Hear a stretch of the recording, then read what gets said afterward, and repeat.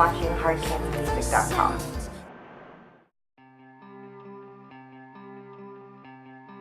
I decided to not be concerned with cohesion in making this frontier because I felt like every time I tried to find a common thread between the songs, it would actually kind of ruin the impetus that I had to create a new song in the first place. So I kind of threw caution to the wind and decided that my voice would be the thing that tied everything together.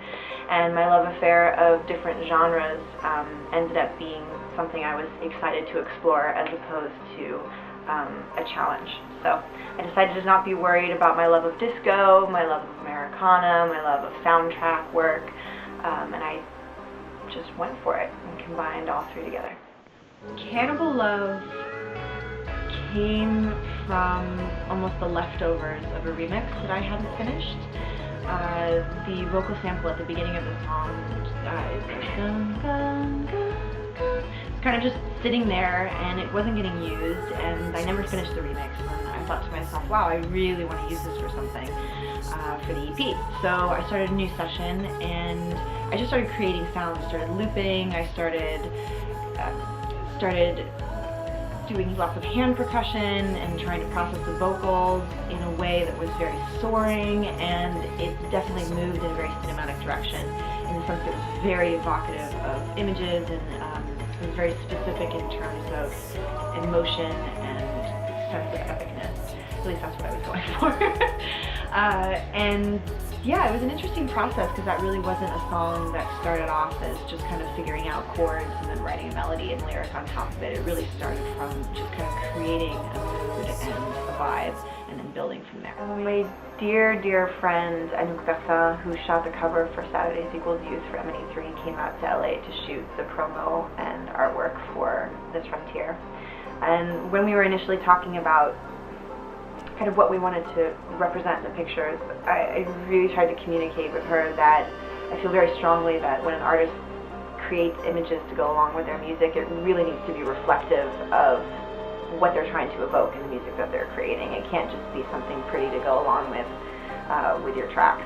So in keeping with that line of thought, I really tried to focus on the emotion that was coming out of Ol Hato and Cannibal Love for me, which is very much influenced by 60s spaghetti western and Latin culture here in Southern California, and kind of the great American West, and how those three kind of intersect for me in Los Angeles.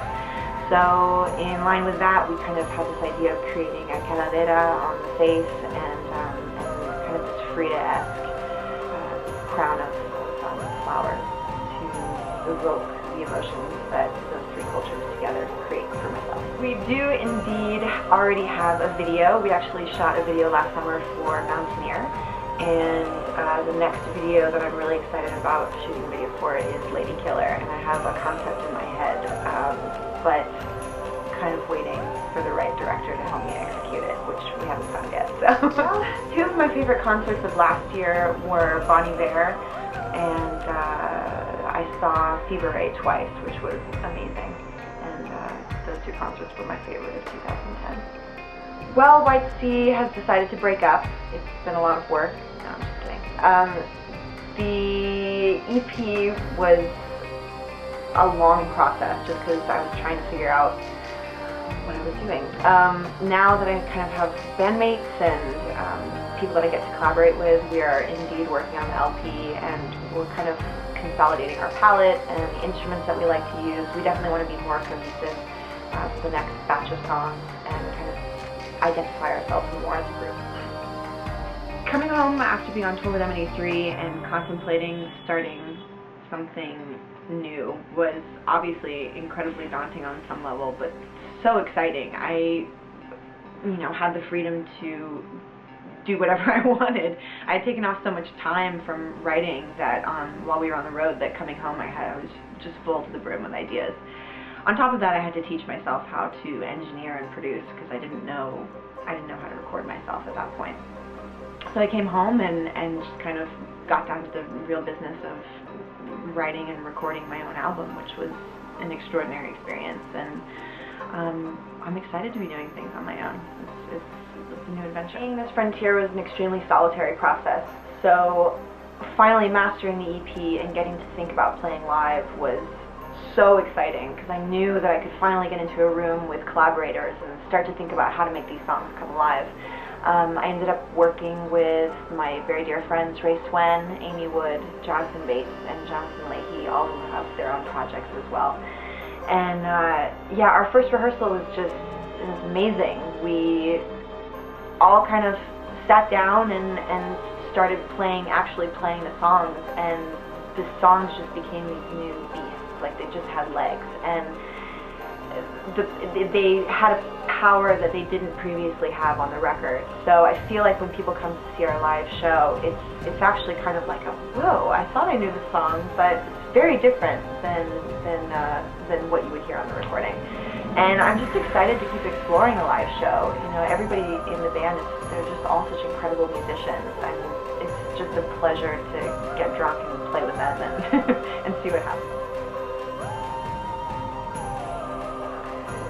Two of my favorite songs off of Saturday's Equals Youth are Skin of the Night and We Own the Sky. And We Own the Sky particularly because I just had so much fun playing it on stage. It was great. Anthony from M83 and I will absolutely collaborate again, I have no doubt. In the meantime, he's in the beginning stages of writing the next album, and I am focusing on White Sea material. And I find a lot of new music by being asked to do remixes. So recently I completed a remix for a band named Lord Huron, which is an LA artist. I love his stuff, I think it's fantastic. I've also been listening to a lot of Active Child, which is also an LA artist. And there are lots of new albums that I'm excited about this coming year.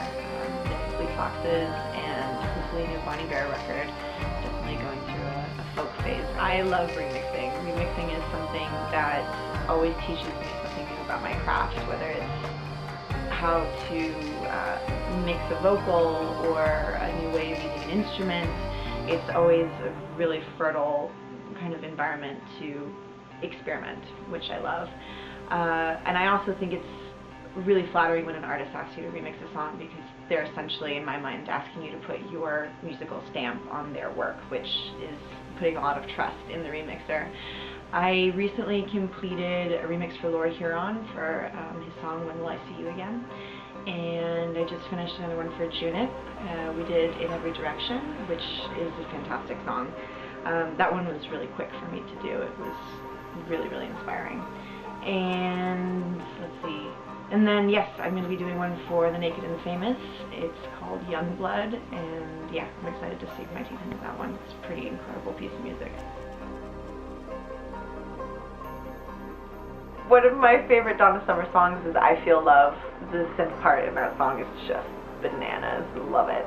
And anything from disco era Bee Gees is just flawless. I just love it. It just makes you want to dance. You can't ask for more than that. Trying to pick an album, this is a really hard question for me. I think it's a hard question for anybody.